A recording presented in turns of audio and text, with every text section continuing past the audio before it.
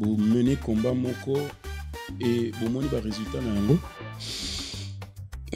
Na rolo ba toza na fierté moko ya ko mona lelo ke congolais nyo surtout à prendre conscience ya makambo le kanamboka na ye soko ki na ba panel ba congolais bazo lobela makambo ya mboka na bango avant ils allaient ba discussion ya ba musicien. Bonjour d'aujourd'hui, je pense que congolais nyo surtout azo lobela makambo le kanamboka na biso et puis sengo ya makasi ya kozwa plateau ya munene pe ya kitoko boye na thématique o elibiso ya tosunga Congo, ça fait partie ya kolobela Congo. Quelque part je peux dire que nous sommes fiers ya combat automené pour les loba congolais ba prendre conscience ya makambo sozo le kanaka tsamboka etal susu ba makambo ya banzembo ya sous la ceinture te za susu ba makambo ba distraction te, mais congolais prendre conscience. Je peux dire que je suis fier par rapport à ça. Mais de l'autre côté, je dirais que toza pena fierté par rapport à makambo tozo monezo le kanaka tsamboka ndeko za nakati ya comme le chef de l'état ya Congo. C'est un des nôtres, Tobundaki na yebaki ba fondamentaux ya combat na biso, mais les frères est arrivé au pouvoir à Bossani ba fondamentaux combat autozela qui ya komona justice pour tous, justice na kati ya Congo dali sélectif. Donc voilà pourquoi na lobby na zo benga bandeko bazana âme congolaise kat na ba balingi Congo. Donc na kati ya bakor wana Rwanda tikali ko ya neloko mote. Parc Virunga na biso toko gérer yango na Rwanda. Donc Rwanda so ba visiter ba na Rwanda, mbongo ba ko futa na Rwanda, biso peto tozo na ngo to yepe, donc tozo gérer Parc Virunga na Rwanda. Solo la vérité. Pour les mesures ya populisme et d'aider pour na ko enrichir mesures ya populisme on a bitoko ba keza mesures moya ya salvatrice. Dans le sens que ndenge bango ba bigeno ba plaque ba na ko tourner plaque paire na ba plaque impaire. C'est une façon d'organiser go yiba parce que bango ba profiter na ba situation ya bongo. Solo la vérité. Mbongo ya 100 jours mutamba kangela biso moyibi ya 100 jours te mbongo ya ram bakangeli biso ba détourneur ya mbongo ya ram te. Récemment Nicolas Kazadi a aussi suko détourner ba millions mutamba kangi akangi Nicolas Kazadi te. Donc allez-y comprendre que soki bozui ndoki bosangi sena zabolo bango nyoso toka ba batamabe baza ba sainté. Donc mutambo jour d'aujourd'hui, je pense que soki azalaki mayele soki pena azalaki honnête envers lui-même azali mutu fois démissionner. Solo la vérité chante enfant, toute la foule suit son essor. La vérité en écho résonne, avec Miguel Niemba tout se donne. Mbote balandi ya tosunga Congo, tozana esengo mingi ya koyeba ete bozali baike na mokolo lelo lisusu na kolanda biso à travers émission na biso tosunga Congo. Alors tosunga Congo ezali tranche oyo ya magazine socio-politico-culturel oyo epesami na nzela ya chaîne YouTube Solo la vérité. Oza ko permettre na congolais nyonso bisika zoami ayeba kozala informé en temps et en heure sur tout ce qui est actualité ya mboka, faire connaître ba pensée à ba kongomani bisika nyonso ba zoami afin que montona moto bisiko yepa zoami ayeba ko apporter sa pierre à l'édifice. Tozali na esengo mingi lelo na mokolo ya lelo lisusu na koyamba moko ya baimboka oyo bazali ba précurseur ya lutte oyo et wumeli mingi na ko salema na niveau ya diaspora na kombo ba oyo to bengi ba combattant. Alors lelo tozali na ndeko Papi Volcan, bonjour. Bonjour Samuel. Nazana esengo mingi ya koyamba o lelo po ezali moko ya bato oyo basali musala makasi na kati ya diaspora en termes ya lutte oyo ya résistance pona combat ya amélioration ba conditions sociales na mboka na biso Congo. Mais na ba o ba yebi yote Papi Volcan azali nani obotami wapi parcours na yo ezali nini malobomboka yo. Tout d'abord na remercier na ndengo ya mbinga na plateau na yo ya tosunga Congo. Mingi ba yebinga na kombo ya Papi Volcan. Mi ebele pe na kati ya diaspora pe na Congo ba yebinga na kombo ya Papi Mbombo. Papi Mbombo abotami na Congo. Papi Mbombo asali école primaire na yenyo surtout na EP4 Lemba Sid na sima ya commune ya Lemba et kangambeki na église ya Mishoni et na salle école primaire na ngani surtout place wana ko banda première primaire deuxième primaire papi mbombo azalaki bidel to chef de classe, troisième primaire chef de classe, quatrième primaire chef de classe, cinquième primaire chef de classe, sixième primaire chef de classe. Papi mbombo yeko kendi na Mokengeli, institut Mokengeli. En orientation ya école primaire na ngai tango ba orienté nga kuna na yeko kendi na Mokengeli, et Mokengeli après na yeko kendi institut Lumumba et ainsi de suite. Donc Papi mbombo abandi lit oyo départ ses parents na bandaki déjà ko bunda na kati ya Congo. Donc koya pe na poto awa naza précurseur ya mouvement au babengi P90 combattant donc na roloba naza père fondateur ya mouvement au babengi combattant to bandi papi mbombo bandi militantisme na kati ya association Toponi Congo na kati ya Paris. Après Toponi Congo yeko si disloqué et papi mbombo ayeko zala fondateur ya association de défense des droits de l'homme na Kombo ya Tolingi Congo, régi sous la loi de 1901. Et tu as créé mouvement Otobengaki RCK, dont je suis le père fondateur. RCK est dans le code de Belé, Réel Cadeau de Kimbango, Retour sur les chemins du Congo, Réarmement du cerveau Congo, la révision de la constitution Congo, les résistants combattants du Congo, tout ça qui n'a bandeko ba Stemaï Nzembo, missionnaire Kass, ba Mario, ba Martin Sali, ba Inani, ba David, ba Mama Mosika, ba Big Yuyu. Donc mouvement nandimtu et simbagi pena combat na kati ya diaspora awapi tumba ezali ko continuer na kokoba. Voilà en quelque sorte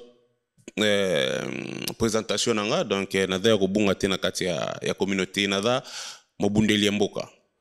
Très bien, ozali mobundeli ya mboka na kulanda ona bokebi ozali ko revendiquer le fait d'être le père fondateur il y a mouvement combattant à la diaspora. Mais ce qui tolbi tozonga moi sima moke nini emema kio na résistance. Et loko emema ki biso na kati tumba oyo ezalaki komo na danger oyo ezalaki ko planer na kati ya République démocratique du Congo, ba viol, ba massacre oyo ba négocier na est na biso.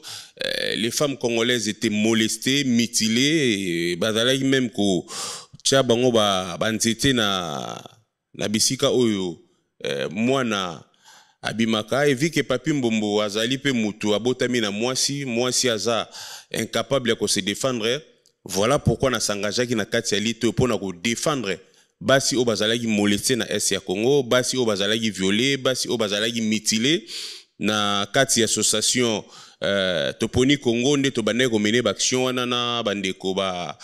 Alpha Tangala, ba Candido Keke, ba Rifin Atula Pabo, ba Flori Botombe, ba Christian Engwange, ba Milton. Donc tous allez que belé na kati ya lisango wana nde to bandaka déjà ko mener action ya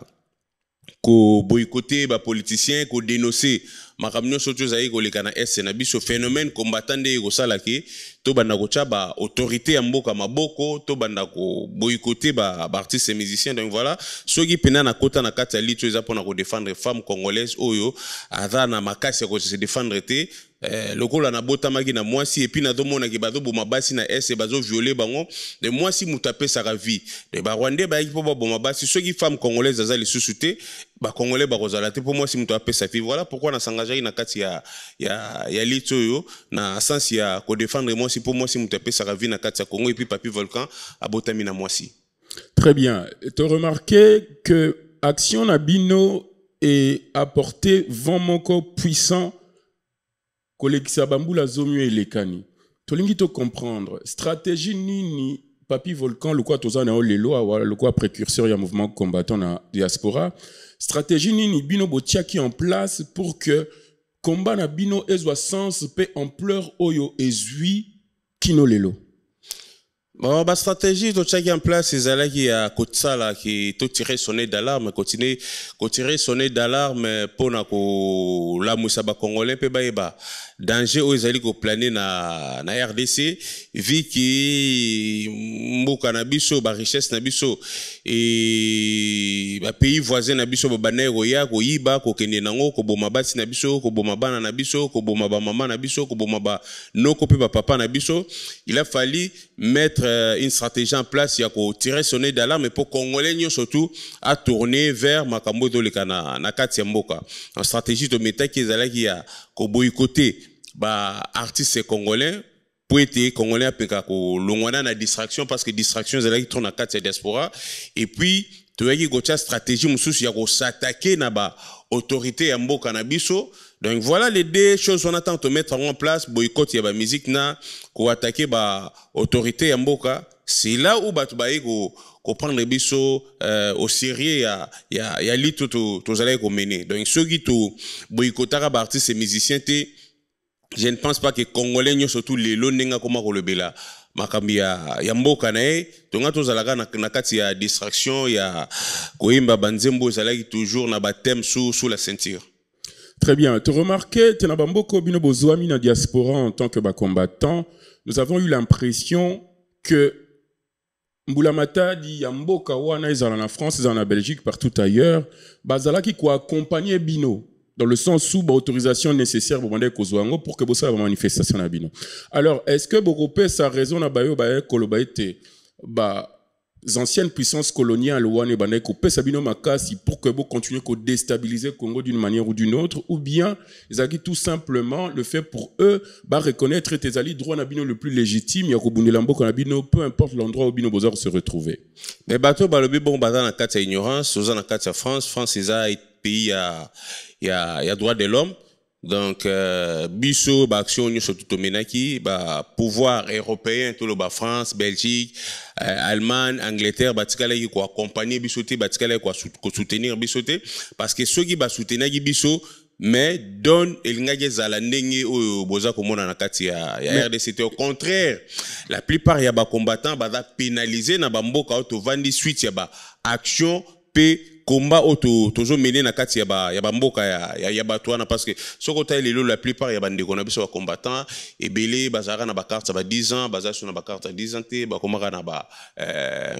attestation ya 6 mois pour na ko renouveler mukanda mais ba carte 10 ans bazana ngote. Donc toza e belé ou toza ko futa makamona. Donc j'en fais les frais ya bato baza ko souffrir pour na renouvellement ya ba document na bango. Donc pouvoir mon côté tikala ki ko soutenir biso tozala ko mener action na action to mena to futa pe ba peine na biso bande ko basala ba boloko ba casier judiciaire na biso beba parce que ceux qui ba pouvoir en obino bozolo ba ndenge bande ko bazolo ba bazala ko soutenir biso mais ba casier judiciaire na biso ko beba te ba ko pénaliser biso na ba renouvellement ba mikanda na biso te. Donc nous avons mené une lutte juste et noble et par les biais il y a plusieurs manifestations en Europe nesalike ba européen to ba to vandi na bamboka na bango ba reconnaître sans ya combat na biso ba pe ba revendication na so parce que na France ba to marcher ka so lipe mati ba to batambola ka so ki gouvernement izo sala musala malonga te de la même manière pe biso to s'inspira ki na combat ya général de Gaulle soko ke na Arc de Triomphe romona na Arc de Triomphe wana eza na ba résistant na ba patriote o ba bundela ki mboka contre les nazis d'Allemagne bango ba banga ki ba nazis d'Allemagne te pourquoi biso to ko banga bango pona ko défendre mboka na biso. Donc to ndimaki nyonso to egoya. Donc voilà bato ba kolo ba bongo et zaka ka mauvaise foi to golo ba kida ba procès à mauvaise intention contre ba bundeli ya Congo. Nakolanda yo tokoki donc comprendre que na ba Congomani yo bakanisaka ete bino ba combattant na diaspora bozali ko mener combat moko ezali gagner d'avance bozali na ba facilité ebele bozali na accès na makambo ebele en termes ya liberté d'oppression d'opinion. Oui. Mais nakoyoka yo toza ko se rendre compte que na ngambo na bino pe vous avez quand même payer le prix et que les lobes bozali ko vivre une forme de clandestinité. Nous continuons à payer les prix, nous continuons à payer les prix. Donc pour na Congo tokolemba ko lobate, tokolemba ko se voiter, tokolemba ko dénoncer vu que ba casier judiciaire na monsieur Sebeba ba biso lelo na France ndenge ba moso bazana ba avantage malgré bazo finga biso mais biso ba o ça na aéroport te o ça na fonction publique te bande ko belo ba si ba sali prison ba o pe o ça na fonction publique te. Donc on en a fait des frais pour na ko défendre Congo na biso bato ba rolo ba bon baloba o bango bazoloba mais ba yebi réalité ya passe ya ba combattant la plupart ya ba combattant pouvoir ya Kabila pe et côté là qui bango na cc basio ba combattre ko na so ba combattant so bazaki nango bazaki esprit faible ba pesa bango ba mbongo juste pour na ko déstabiliser bande ko na biso na mais bon nous continuons toujours à nous battre donc buto ko lo ba bongo eza muto ayebi passe auto za ko mona te pour na Congo ayebi souffrance automonité pour makambo ya Congo congolais nyo surtout prendre conscience ya danger ozolika na kati ya Mboka na biso. Très bien. Donc, tu peux considérer l'élo que, bon, en termes de la vie privée, nabino combat et PCP moi passi, na ba vie privée nabino en tant que résistant. Et belé, PCP passi, et belé, et bah Sibir bah atrocité à pouvoir en place où ils qui n'atteint la période il y a Kabila donc voilà mais il y a un monde qui est découragé puis surtout que na Itumba ou yo toujours ko ba toujours Itumba donc le bara qui la République démocratique du Congo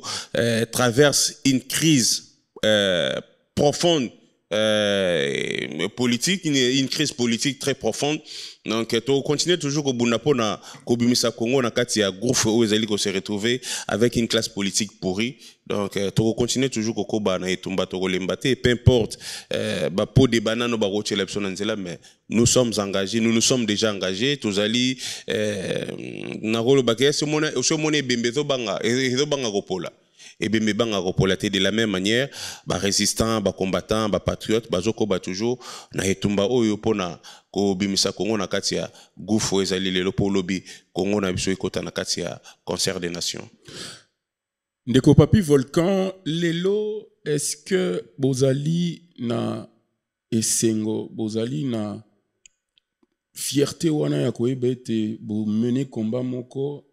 et bo moni ba résultat na yango?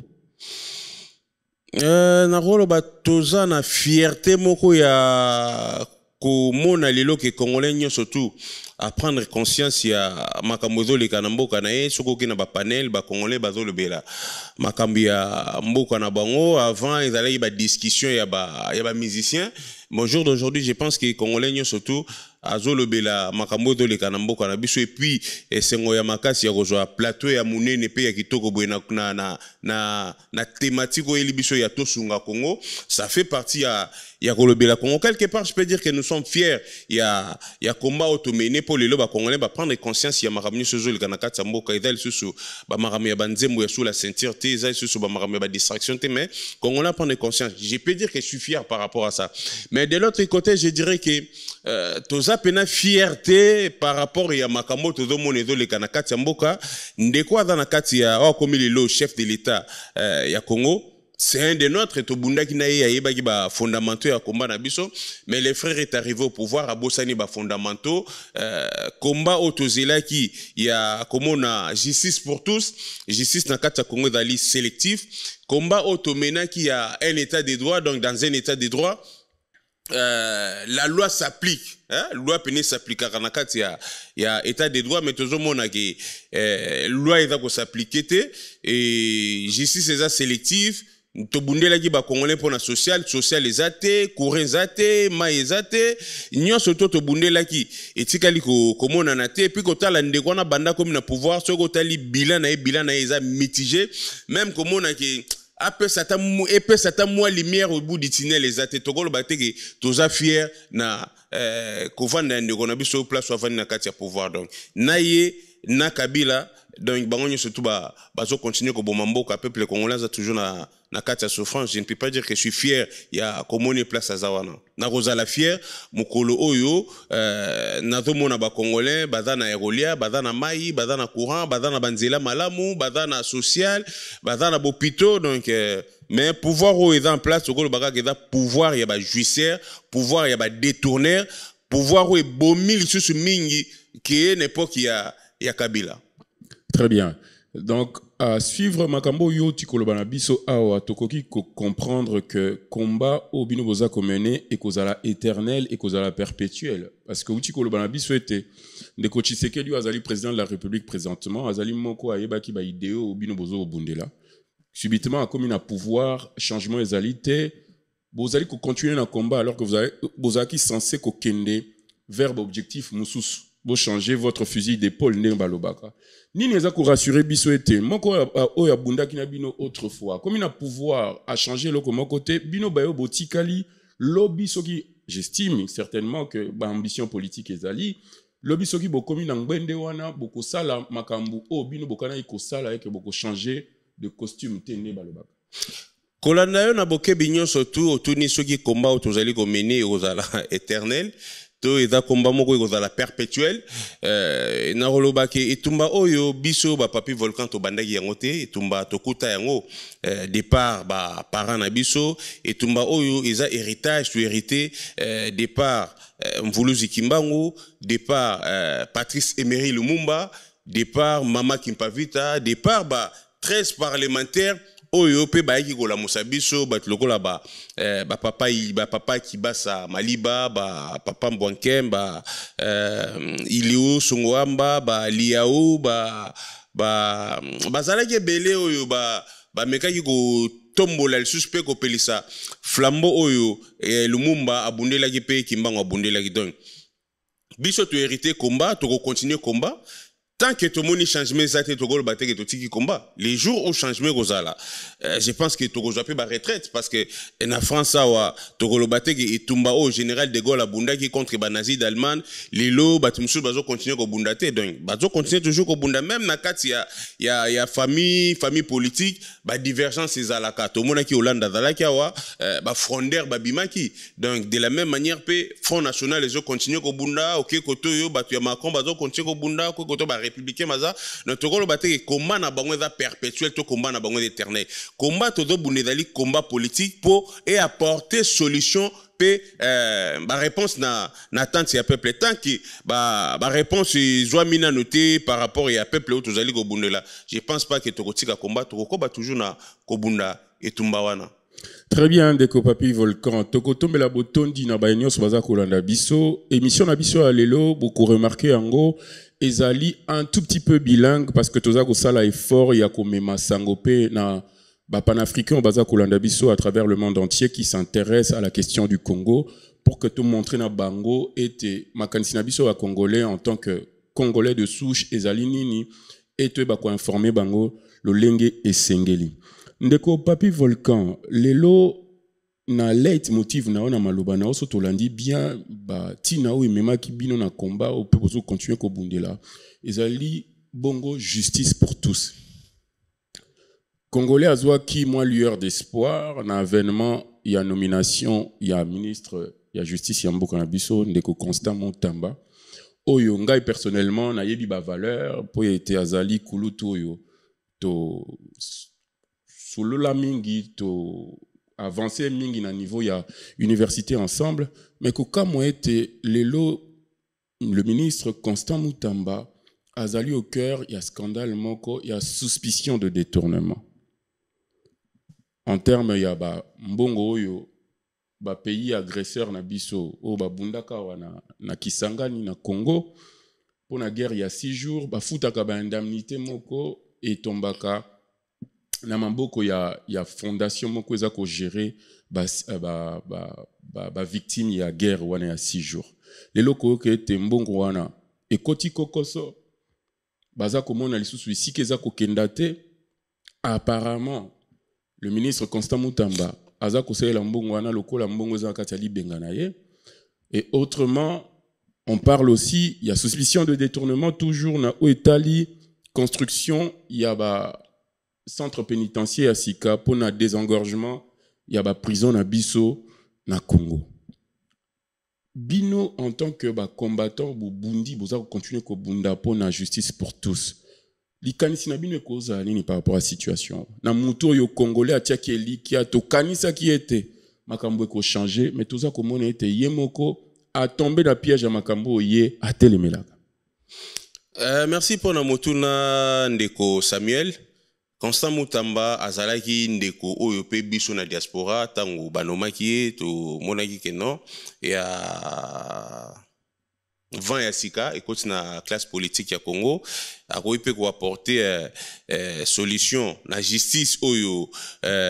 ndeko na biso chef de l'État Félix Tshilombo Tshisekedi d'abord no justice mboka ezotambola malamu te et parce que mboka nyoso to po etambola justice ya mboka fo ezala malamu mboka nyoso po etambola levier nango eza basé sur l'éducation. Éducation ya Congo esi kufa. Donc on sait quand même que soki justice ezongi justice nde ekoki kozonga sa makamnyo sozo na nzela. Mais nous avons vite cru que Mutamba pouvait faire quelque chose pour la justice ya mboka lokola justice ya ngonde mutu etambosaka mboka. Mais Mutamba elaki biso ba discours ya populisme. Mutamba banda komaki wana ndenge na utai koloba na maloba nanga na baye ke no tozali kozela justice pour tous. Mais tout le monde qui est ici, si Congo est sélectif, bakangara bakuluna, bakangara bano baibi ba portable, bakangara bano baibi ba tomate, ba ndeko bazar se retrouver na prison parce que mutu moko za colonel, la na moi si mu garçon mo boagene kolinga mwana colonel, faut bakangae, ba tia na prison pour agene kolinga mwana colonel. La plupart ya ba prisonniers belo baza na kati ya prison na biso na Congo, baza ba prisonniers ya batou. Mais là, bah, prisonnier qui est abomi moutouté à Salinine. Mais bref, ce qui Moutamba et qui pena pour redresser justice Yamboka, je pense que bah miibi de la République oyo to zomona bah détourner yaba quand yaba fond yaba contribuable congolais bah zaigi bah tu fallait qui bah za bisika na bango ngaki za na prison. Mais bah toi na bakangamite. Voilà pourquoi Togolobara qui Mutamba ye moko a koti na kati ya ben wana parce que la plupart ya bateau badane badaba miibi. Bon, est-ce que au gros déshabillé de Gipola Tzenani ou to déshabillé Saint-Pierre poto la Saint-Paul? Non, Mutamba ye moko da muibi na bango yango bilembo ila kisami a détourné 39 millions ya construction moko ya prison fallait que tongama na Kisangani pour na ko désengorger prison ya Makala. Mbongo monanité et puis Mutamba yebisaki biso ke ndenga ye période ya Luzolo Bambi ba détournaka mbongo mo pekaka ya kotonga prison Mutamba yebisaki biso ke ya kosala justice ba enyo surtout ba yibaki misolo ya kotonga prison à l'époque pour na ko désengorger prison ya Makala l'État a kolandela bango pe a saisir ba bien na bango mbongo wana ba récupérer et kozonga na kati ya caisse ya l'État. Mais jusqu'au jour d'aujourd'hui Luzolo Bambi azotambola na mbongo wana etikala kozonga te na kati ya caisse ya l'État mbongo ya 100 jours Mutamba kangela biso moyibi ya 100 jours te mbongo ya ram bakangeli biso ba détourner ya mbongo ya ram te récemment Nicolas Kazadi a aussi suko détourner ba millions Mutamba akangi Nicolas Kazadi te. Donc allez-y comprendre que soki bozui ndoki bosangisi na zabolo bango nyoso toka ba batamabe baza ba sainté. Donc Mutamba au jour d'aujourd'hui je pense que ceux qui azalaki mayele ceux qui pena azalaki honnête envers lui-même azalaki mutu fois démissionné. Très bien. Donc Mutamba zaki mutwa ebonga qui a démissionné. Les autres considérer que bilan à Mutamba ezali néant. Bilan Mutamba eza néant parce que mbongo ya 100 jours bato bayibaki yango bakangami te jusque là banda Mutamba koti na ministère ya justice ba détourner onyo surtout ba kombo na bango bima basi bakangi nani pe mbongo comme misolo combien o esezongi na caisse ya l'État pendant que Mutamba za ministre ya justice toyoka ndenge bango moko bazo finga na entre premier ministre na ministre na justice ministre justice abi nazoyoka sur la corruption nazoyoka sur le royiba na kati salo premier ministre abi sur le royiba za na salo te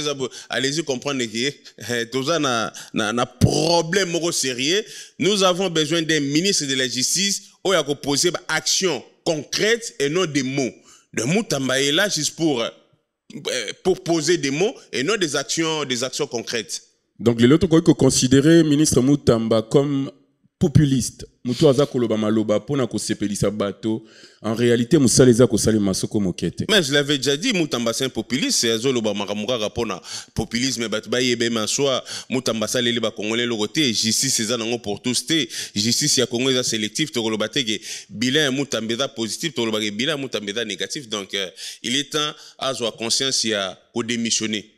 Très bien. Restons toujours sur cette page. Il y a justice, il y a Mboka na biso Congo. Tout ça qu'on remarquait une vive tension autour. Il y a ancien président de la République Joseph Kabila. Mingi baza ko senga levé ya ba immunité na ye pour cas à la poursuivable devant cours et tribunaux militaires pour haute trahison. Lelo na oezako salema ba mingi balobi ete procédure oezako landema ezali ko landema lolenge sengelité tozali ezali inconstitutionnel tout simplement ezali ko cadrer tena ba loi ya mboka pour ceux qui tolandi malamu na loi portant protection disons la loi portant statut des anciens présidents de la République d'article nango 8 ezako fixé ba préalable ou esengeli ko réunir pour que président de la République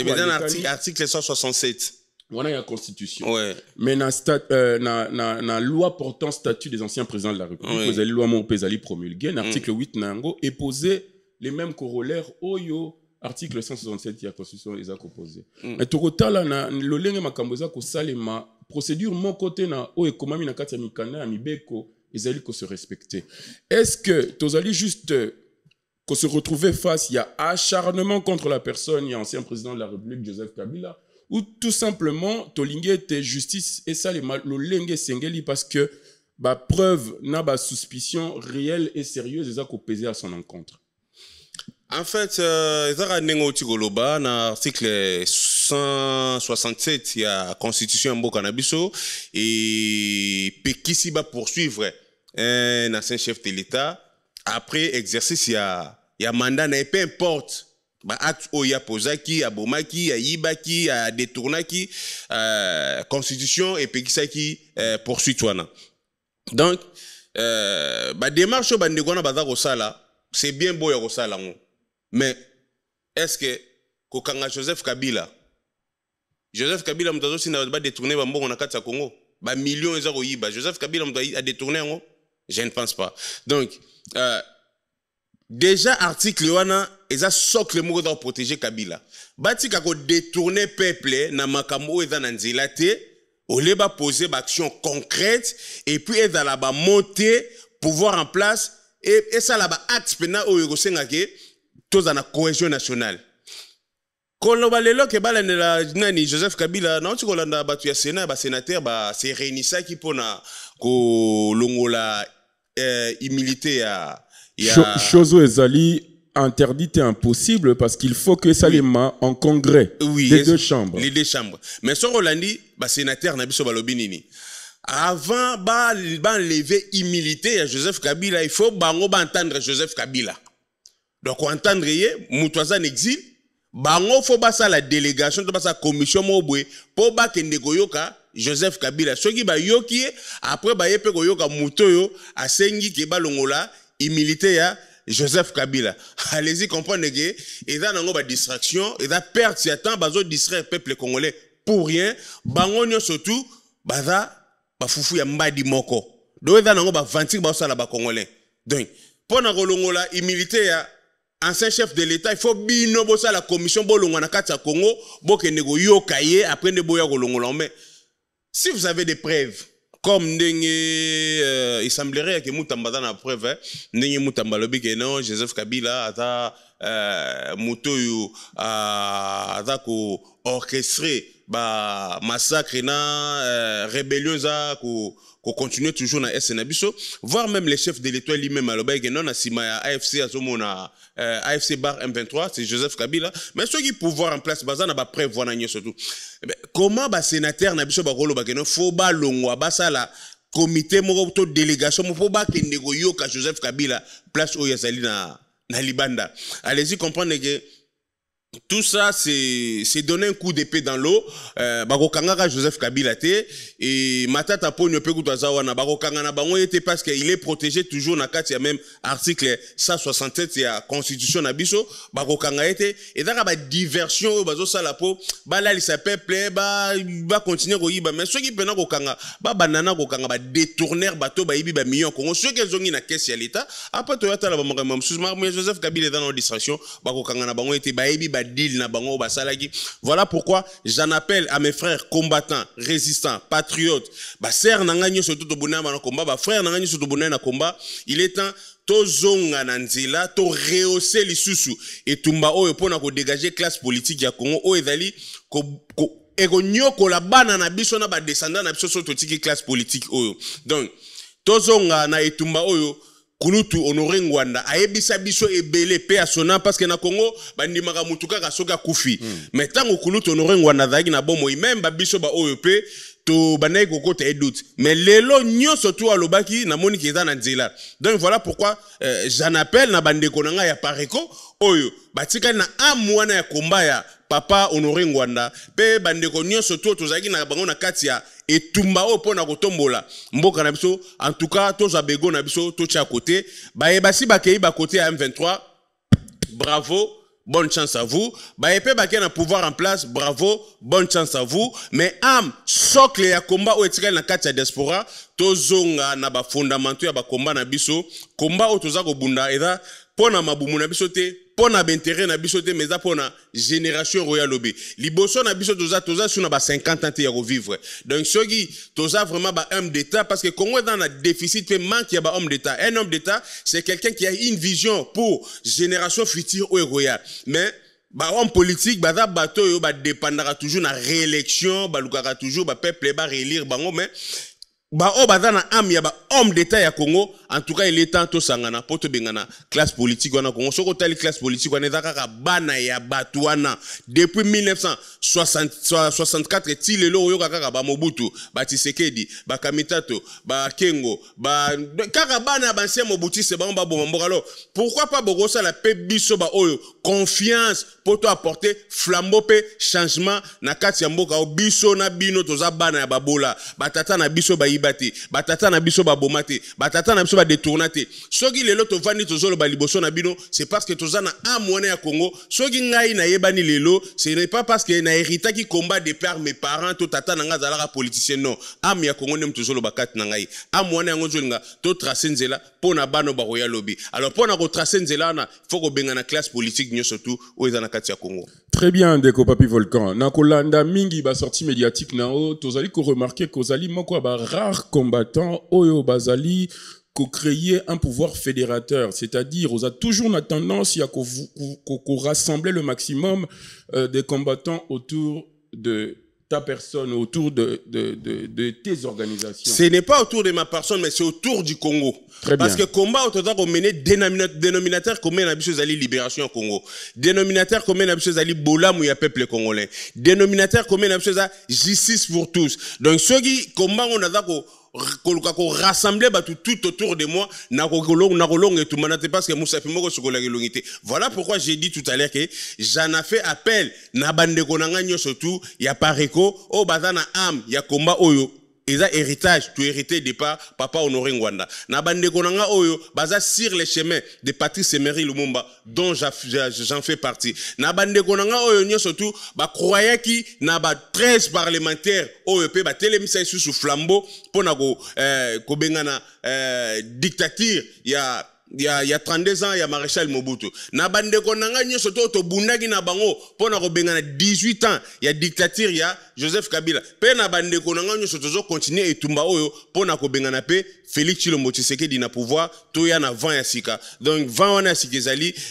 o ngana za ko porter donc eza 20 ya sika na vérité to penser pona génération future 20 oyo ozali komema ya sika lolengo lobi yango ezali pona ba ambition politique na yo prochaine ou tout simplement ezali loko za koloba yango pona bolingo ya Congo parce que tu remarquais vraiment qu'ozali na attitude wana ya ko fédérer batu autour ya drapeau congolais ya ko réunir le maximum de monde alors que tu es bien été en la diaspora la plupart ya ba combattants bozali ko kende de façon dispersée na combat yo ozali plus na attitude wana ya ko fédérer ya ko réunir. Est-ce que ezali pour une ambition politique prochaine ou ezali réellement pour la bolingo ya Congo toyeba? Et ça pour la bolingo ya Congo et ceux qui na lobi que na dans ambition politique tina kokosa ba congolais ne bandeli etumba na biso na Saint-Denis Université, place au Bana Sanganana Bandegonio surtout, j'étais la seule personne qui moi j'ai des ambitions politiques. Et dans le tout le monde politique. Je ne peux pas dire que Nathan a des ambitions. J'ai des ambitions et ces ambitions se réaliseront avec l'ensemble de tous les Congolais au Tojomona. Congo ya lobi ndenge moko na bango. Donc toko sangana te na batuka kapoto sangana. Toza na besoin ya diaspora utile. Diaspora oyo et adhérer na kati ya vision ya changement ya Congo ya lobby et diaspora oyo dali ya une nouvelle classe politique. Donc nakolo ba bongo meza kaka pona ngai moteza pona bolamu ya Congo papi volcan koleka Congo kotika la Congo babe masombo koleka Congo kotika la Congo odombo akoleka Congo kotika la Congo stemai nzembo koleka Congo kotika la Congo donc voilà nazo benga bandeko na nyoso to ba tete ya komba to vanda totala ndenge nini tokoye kobimisa Congo na biso na gouffre ezali ko se retrouver lelo donc moto po yambi na plateau na yo azali chargé ya commission politique ya ba résistant combattant oyo tosangani na bandeko ba peuple mundibu ba mama tonga ba semai nzembo ba bandeko nyoso to tozana ba donc tozo tendre toujours maboko na bato bazana âme congolaise kat na bango po to ebande nini toko rehausser lisusu etumba oyo na zo tendre lisusu maboko na ba jeune nga ya JCK jeunesse congolaise consciente, bah, Trismo Congo, Teddy Minard, Curtis Minard, Basta Congo, jeunesse wana nyo surtout, tous on a les sous nanzela pour te baneni, to apporter solution à tant si peuple congolais parce que peuple congolais ont continué toujours qu'on souffre mais appelle l'angé d'alité pour la personnalité papi mbombo, appelle l'angé d'ali pour na Congo et d'ali intérêt général na biso nyo surtout. Papi mbombo dit Papi Volcan. Motuna ezaki motuna et sengla ki na tuna on e bandeli avant était to kende na ko chuter na ba question etikali pourquoi Volcan? Oui, effectivement Volcan eza surnom mon azoé parce que papi mbombo asalaki na Simba sécurité na Congo Sozaïs après entreprise mopé go fungwama Simba sécurité tango Mosé Laurent Désiré Kabila yaki et kolongwa na Simba sécurité papi Volcan akendaki na ANR donc papi Volcan ezalaki chambre des opérations na biso ya Simba sécurité en cas ya problème tous allez go utiliser ba tolki ngana zalaki na station 63 donc ba mekai go dispatcher biso na ba commune ebele na kati ya ville province ya Kinshasa en cas ya problème to banay go benga volcan ndem to banay go traiter ba solution pe ko tinda information lokola ngana zaki na station 63 izalaki obi volcan ici 63 transmettez volcan l'écoute au PC situation donc izalaki na ba code mon ba code ba c'est bon volcan 663 fait 115 vers volcan. Donc ça va bien 115 moutons à yébiter à comprendre était balobi nini. Donc voilà volcan logo les alagi chambre des opérations na biso ndé na doki kombo ya volcan oyo et zalagi pe chambre des opérations ya makambo ebele pe et salema na kati ya combat et non seulement ça volcan pe za lisusu mystérieux tokolo badon moto soke se peli ba pompier ba ka ko bomangote donc volcan za avant la vérité volcan soke bimi po e bimi sa ba lavre nango moto ko ya ko pomper mai po bomango azate donc tango na na la vérité moto ko ya kanga muno ko pona lo ba vérité et zate voilà en quelque sorte combo ya volcan eza donc nangolo ba les vents de la vérité. Na bandeko bazali ko kanisa mingi ete kombo ya volcan on ezali ko faire référence na violence na nyoso ezali makambu ya ko bebisa ya ko tumba ya ko buka sengeli ete balongola makanisi wana. Merci d'expliquer comment est volcan. Très bien, merci. Tozako koba bandeko balandi na tranche na biso ya émission ya poko alelo to sunga Congo to tonde bino botondi bisika nyoso bozali kolanda biso tozako koba nandeko papi mbombo volcan. Na mbambulo elekani bozali bato oyo batelemelaka liloba ya président Sarkozy oyo apesaki likanisi ete bakabola Congo po ete Congo eleki monene pona biso moko.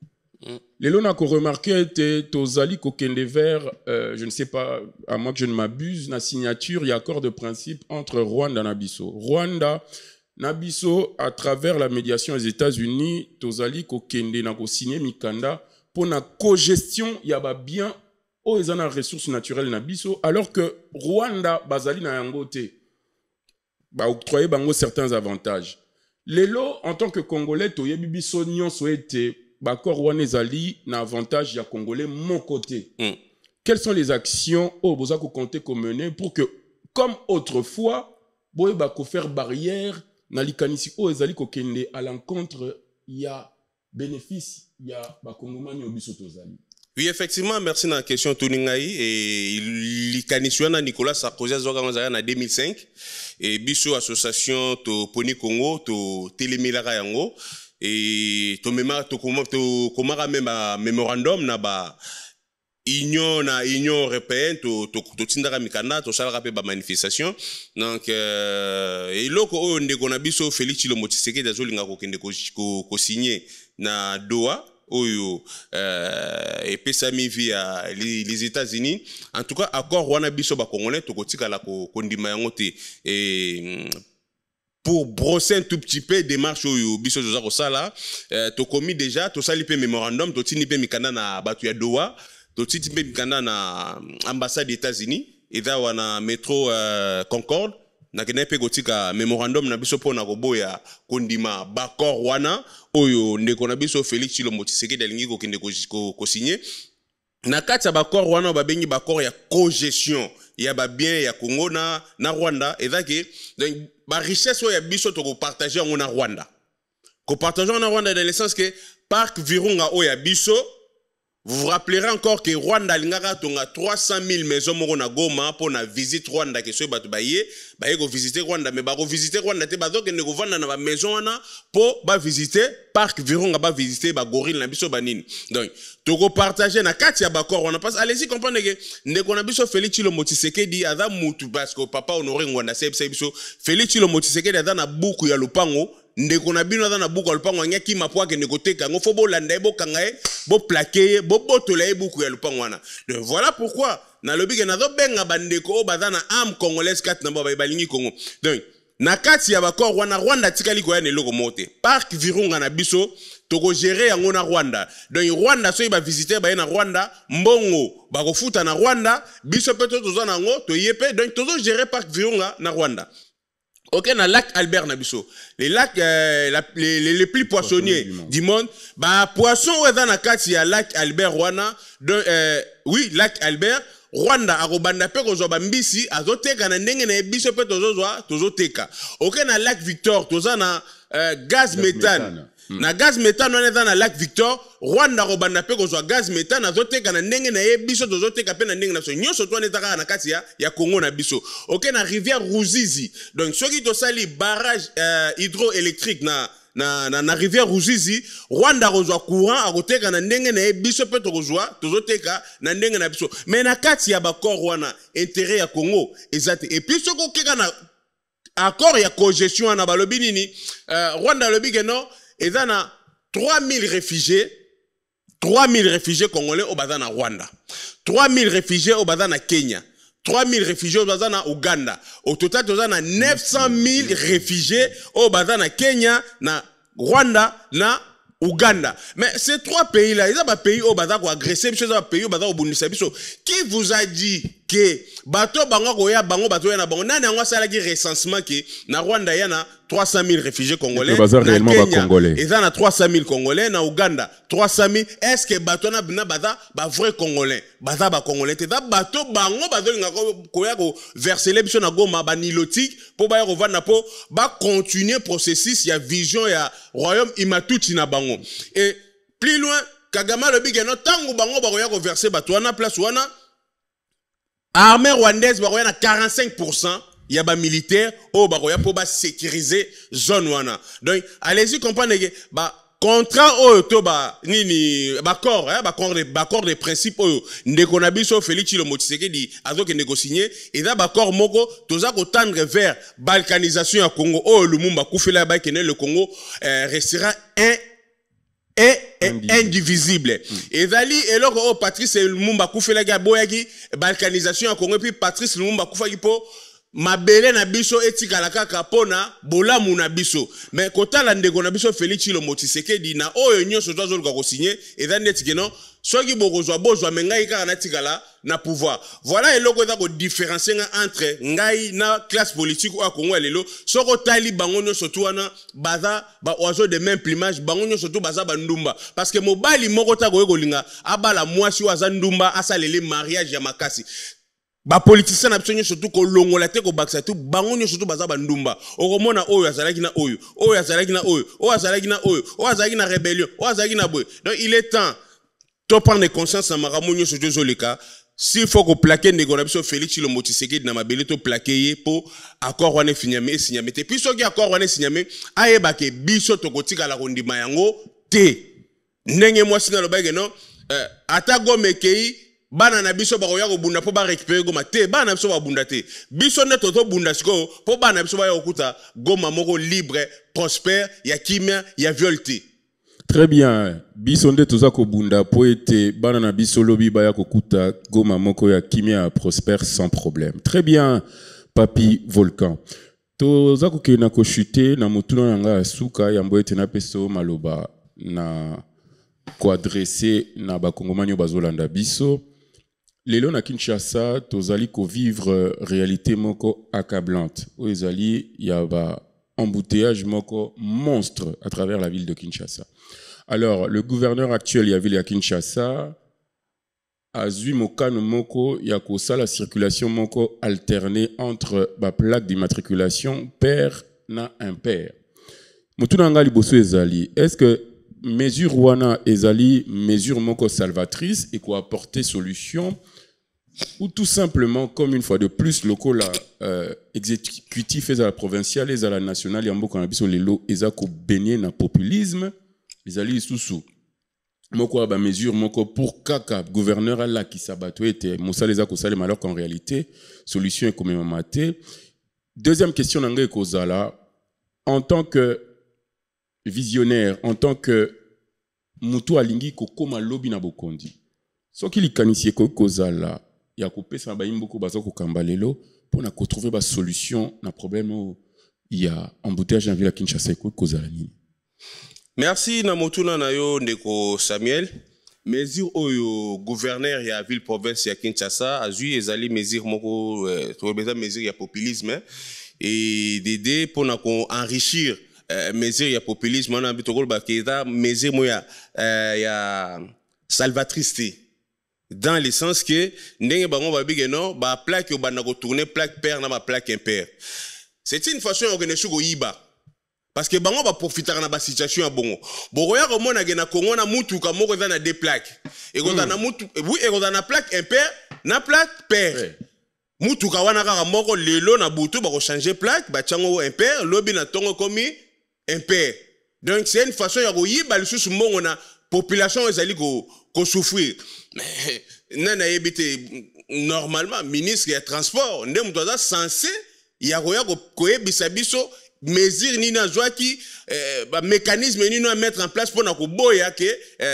ba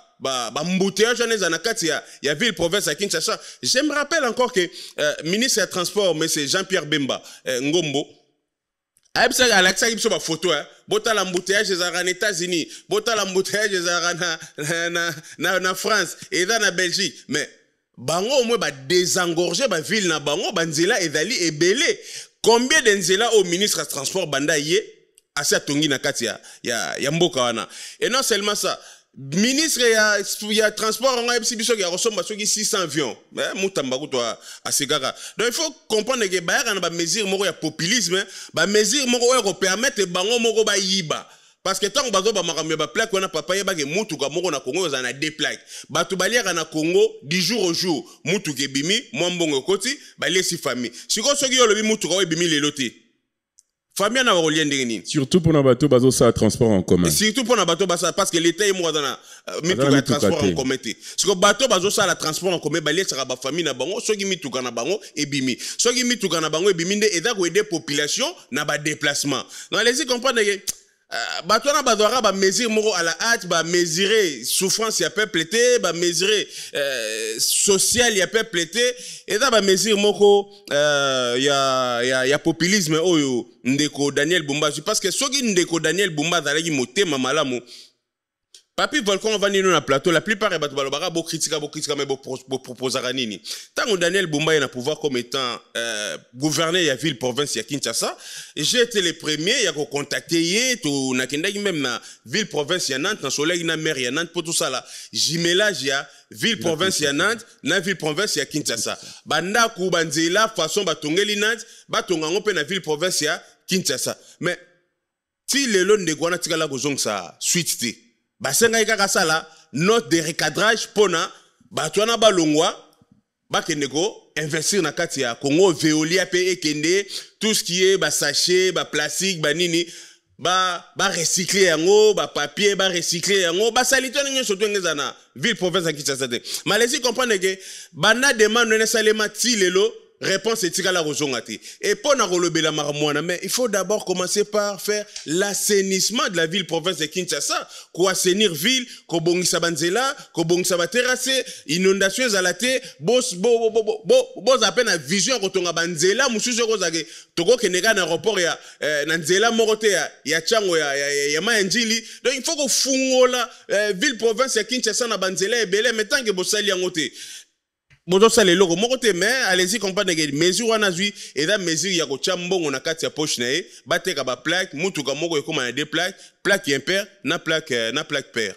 Très bien, merci Ndeko Papi Volcan. Nous arrivons lentement mais sûrement vers la fin de notre émission de ce jour. Tosunga Congo. Nous ne manquerons pas de remercier toutes ces personnes qui n'arrêtent de nous prêter main forte par leurs conseils, par leurs suggestions. Nous voyons le docteur Dre Sakri Nindrak depuis le Congo, le conseiller Joyce Mosengo de la CP, également Madame Marlise Nomo pour ses conseils. Nous vous remercions énormément et nous continuons à être ouverts à vos suggestions, à vos propositions afin que le Congo puisse aller encore de l'avant. Ndeko Papi Volcan, tokomi na suka ya émission na biso alelo. Ilobana ya suka koza nini na ko adresser na ba Kongoma nyonso baza kolanda biso à travers le monde.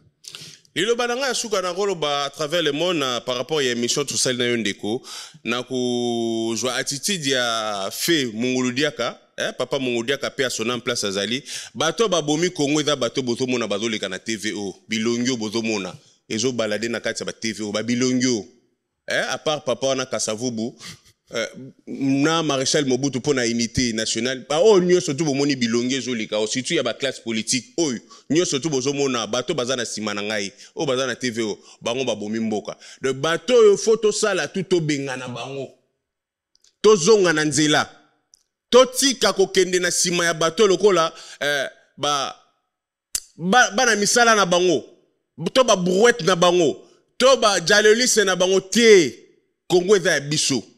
to telema poto benga na classe politique oyo malobo na koloba et puis na remercier homme de Dieu oyo azape ko tia Papi Volcan na mabondeli tout le temps peu importe batako ozo na gauche na droite ndeko nanga JF Ifonge azo continuer toujours ko tia Papi Volcan na mabondeli quelle grâce donc bambote no place ozali quelle place ndeko JF Ifonge et nazo senga kaka na gouvernement to na pouvoir en place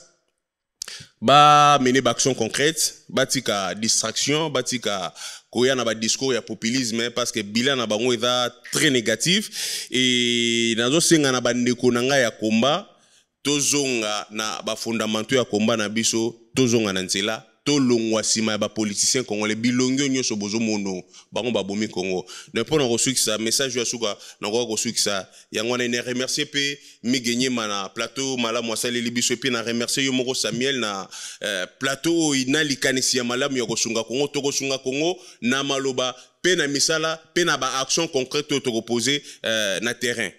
Très bien. Totombel bino botondi na ngongo bo akorda ki biso pona biso na mokolo lelo tosunga Congo ya lelo esuki awa. Kimia na mabota na bino tokutani na mbalo elandi. Au revoir.